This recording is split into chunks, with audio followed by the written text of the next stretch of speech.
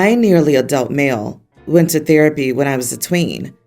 My dad set me down before sending me and told me he was worried about me and our family, that I didn't seem to be taking him remarrying and having siblings well, and that he was worried I would end up isolating myself in the future and hurt my half-siblings when they realized I clearly favored my full-blood siblings over them.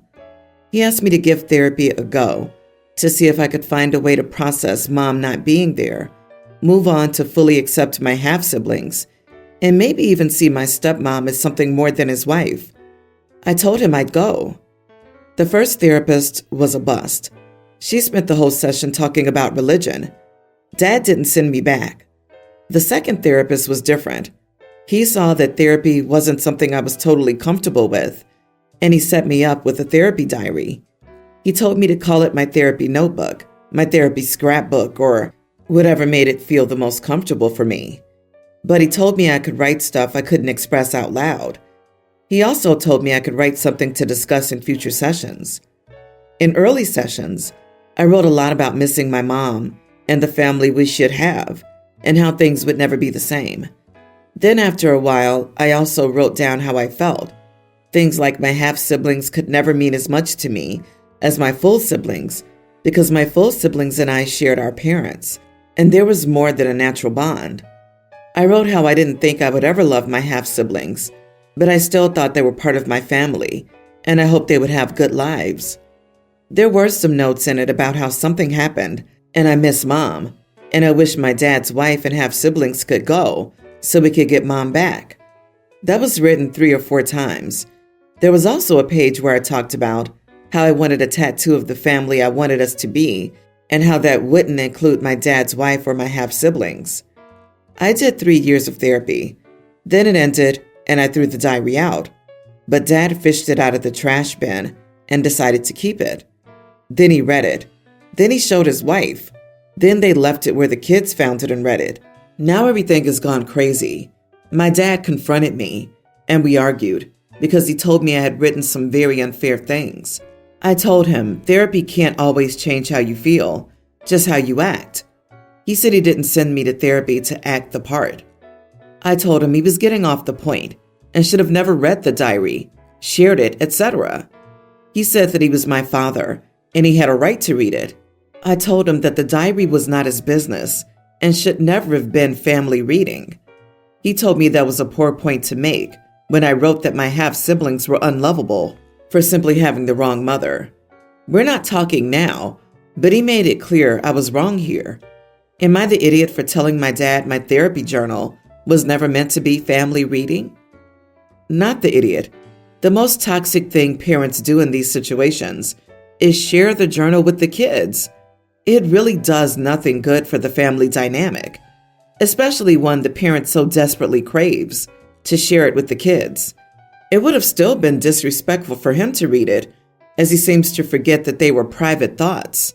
But for him to let the whole family read it is something else entirely.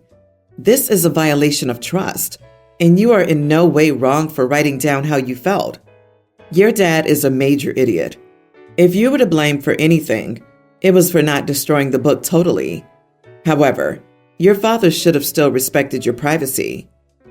Just adding here, I don't think the kids finding the diary was unintentional.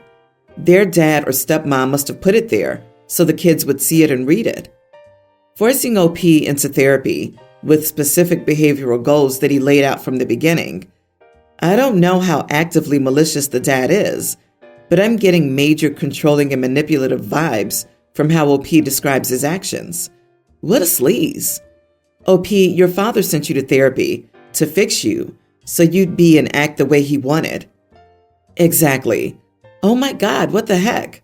So very sorry you're dealing with this. Now your dad has turned your whole family against you for normal tween blended family feelings. Your dad is the one that needs therapy. Who the heck does this to their child? Everyone else's feelings are more important than yours? Who in their right mind would let everyone read that? Holy cow, what a violation of trust.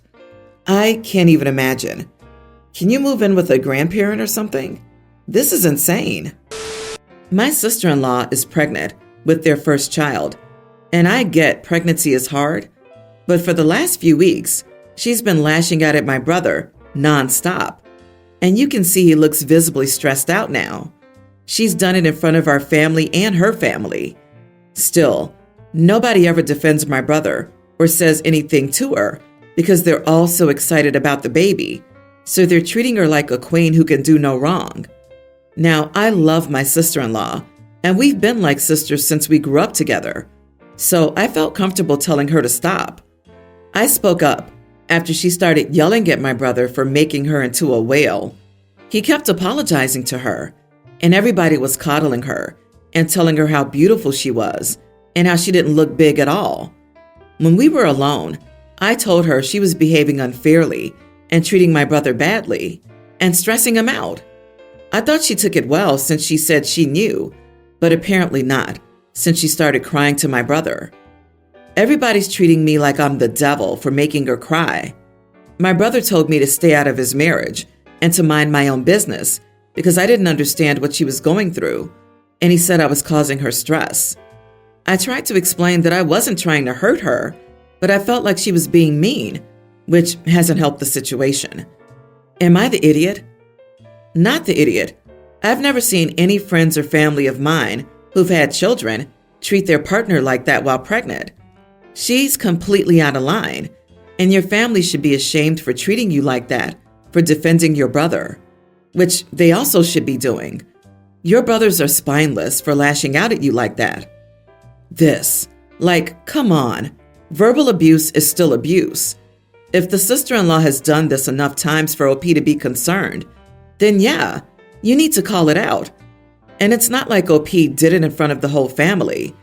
OP waited until they could talk to sister-in-law privately, shared their concerns, and sister-in-law made mountains out of molehills.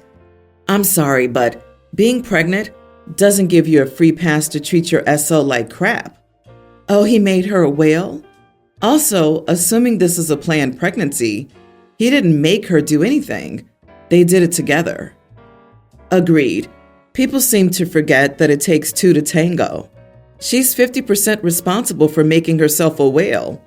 I don't think the occasional "you did this" comments are the ends of the world, but if it's an ongoing pattern of lashing out at him in front of you and other people, in my opinion, that's taking it too far. Speaking of which, if she's putting your brother on blast in front of other people, she's the one putting the state of the marriage out there. It's a little rich to let the world know how angry you are with your husband and then cry about relationship privacy when other people comment. So my roommates found out my big secret. I've been renting a house with 3 other girls, Stacy, Lynn, and Rebecca. We're in year 1 of a 2-year lease together and have always gotten along. A few weeks ago, I found some pictures from my wedding, and I was so happy that I posted them. A few hours later, my Facebook notifications were blowing up, and I had several missed calls from my roommates. I didn't realize this, but somehow they didn't know, and they were not happy. I don't understand this. They say that I lied to them by bringing another roommate in and have completely changed the dynamics of the house. I haven't, though. My husband and I got married at 18, before I even started college. For practical reasons, we decided not to live together until I finished school and had the chance to gain some work experience. I've never had him visiting me any more than any other roommate had an overnight guest. I also lived with Stacy and Rebecca during college, and quite honestly, they had men over way more than he was ever there. Even now, while we do spend all of his leaves together and I make trips out as often as possible, it would never be anything that would violate a standard lease. They say it doesn't matter because he had the legal right to live here, and I just blindsided them with that, putting them in an awkward position. Rebecca's parents are mad I was ever living with them because I'm in a different life stage. I didn't. They obviously know he's the only person I have a romantic relationship with. They know I take long trips to see him and talk to him as much as possible. I wear a wedding ring. I just don't make announcements. They're so mad at me, and I don't understand. I'm not different than I was 3 weeks ago. I don't think how I conduct my personal relationships changes anything. Aside from obviously having different men or women around all the time, my life isn't different from theirs. Now they're looking into breaking the lease, and I'm freaking out. Am I really the idiot here? Not the idiot. You didn't keep your husband a secret. They've met him, and they know you travel to see him. You wear a wedding ring. Do you also wear an engagement ring? I imagine your husband wears a wedding ring. What on earth did they think your wedding ring was? They have a brain and can speak. One would think that after all this time, they would have asked why you wear a wedding ring. Why do they think he has a legal right to live there? His name isn't on the lease. He has no more right to live there than their boyfriends do. I think that they've been misinformed that simply because they're married, he has a legal right to live on the property, which is inaccurate. I clear that up with them ASAP. A pretty open secret. They've met him. They wear wedding rings. Who did they think he was? I'm surprised by all the animosity. I kept having to go back and ensure I didn't miss the part where you moved him in.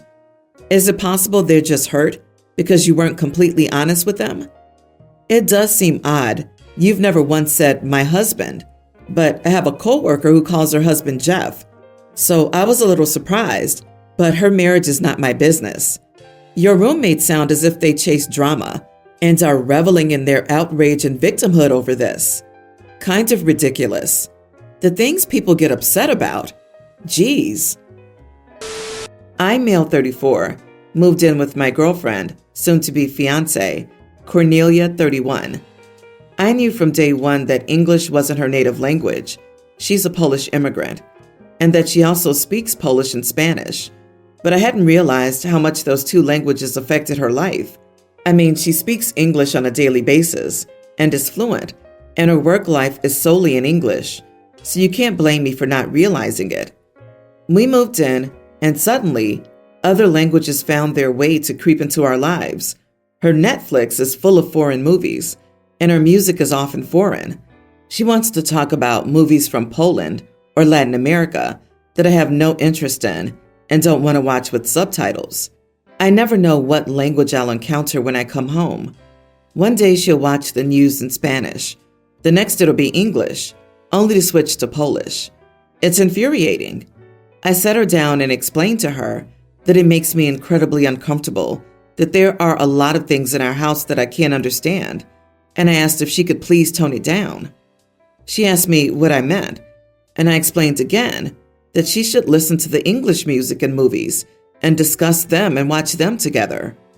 I expect her to take it on board, listen to me, and try to make me more comfortable in my own house. So you can imagine my surprise when she said, "You've got to be kidding me." I told her that there was nothing inappropriate about my request, and she would be selfish if she continued to do things that make me uncomfortable. For all I know, she could be watching some awful stuff, but I wouldn't know about it because she can just hide it. She basically called me an idiot in more than one language and told me she had to think and went to spend the night with her friend. I said to think carefully because it's a small request and she should be more accommodating instead of alienating me in my own house. Instead, she ignored me and slammed the door to the bedroom to go and pack. Now she's left, and I worry that perhaps she was right. Perhaps I overreacted and should have sucked it up and tried to approach it slowly, one language at a time. Am I the idiot for approaching it so directly? You are the idiot. I am so proud of your girlfriend for not putting up with your insecure, borderline racist BS and just leaving. Good for her. If someone watching the news in Spanish infuriates you, you probably have some sort of personality disorder because that's some antisocial behavior. This controlling BS is the marinara of all red flags. In my own home here is telling. It is also her home, and she deserves to connect with her culture in the comfort of her own home if she has to use English the rest of the time. Sorry you're insecure, OP, but this is just kind of embarrassing. OMG, I love your girlfriend. I hope she pulled out her dictionary and said, "You've got to be kidding," in at least 5 new languages. Dude, really?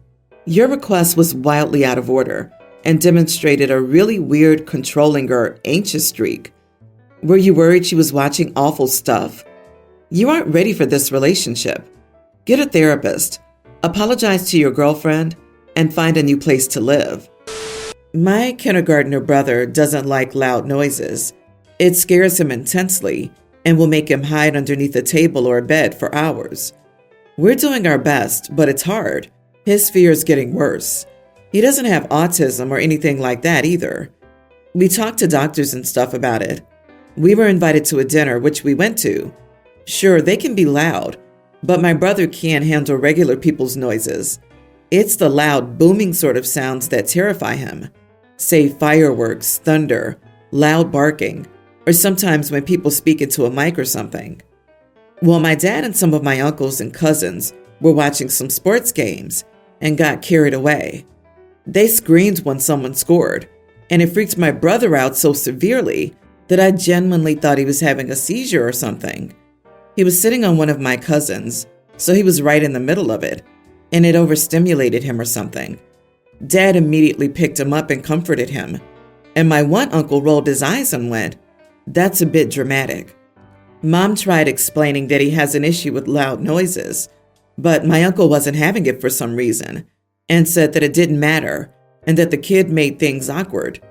Mom said she was sorry, and tried ending the conversation, but my uncle was all like, "Don't take him out of the house if he's going to throw a tantrum over some people cheering. This is the real world, and people don't tolerate kids like they used to." Mom said she wasn't keeping her son inside all day for his and other people's comfort over something uncontrollable, but my uncle wasn't letting it go. He kept calling my parents irresponsible for letting my brother's behavior go on for so long. He said it was making him resent his nephew. I said, "You're 40 years old. Beefing with the little kid? Go home." He immediately said that was rude. He then told my mom that they really were terrible parents, but he shut up and eventually went home with his wife, who lectured me about being disrespectful as well. Everyone else was like, "It's okay, we understand." But my grandma yelled at me later and told me that I'm not allowed to talk to my uncle like that. Apparently I'm stupid, because we all know my uncle isn't good at putting himself in other people's shoes. I should have been the bigger person. Am I the idiot? Not the idiot. Your uncle is an idiot, and there's nothing wrong with sticking up for your brother and saying what you said. He should stay home if he can't handle not shouting for a couple of hours to avoid upsetting a literal child. Your grandmother's mistaken. Clearly, you can't talk to your uncle that way. I can tell you can because you did. Also, we all know my uncle isn't good at putting himself in other people's shoes. Yeah, there's a term for that. It's called being a self-centered idiot. Wait, your grandmother defended her 40-year-old son's idiosyncrasies, but won't defend her young grandson's? That's so screwed up. Also, your uncle, a 40-year-old adult, isn't good at putting himself in other people's shoes? Still, he basically is expecting a young child to do that and not react according to his own instincts when it's inconvenient for your uncle. And your parents let him call them names and criticize their parenting? Is he a billionaire or something? And there's hope of a windfall, because I would never let this jerk behave this way in my home. Keep cutting him down until he either learns to empathize or learns to keep quiet. And you can tell your grandma that too. Good on you for standing up for your little brother. Maybe he's neurodivergent in a different way. It's not uncommon for kids not to show more traits until they're older with autism. Not saying he definitely is, but I also wouldn't write it off entirely. It might well be PTSD, a reaction to something that happened to him, instead of a neurodivergent type of thing. But it's hard to exactly pinpoint what the issue is. Anyway, there's no point in being the bigger person to someone who's trying to shame a child.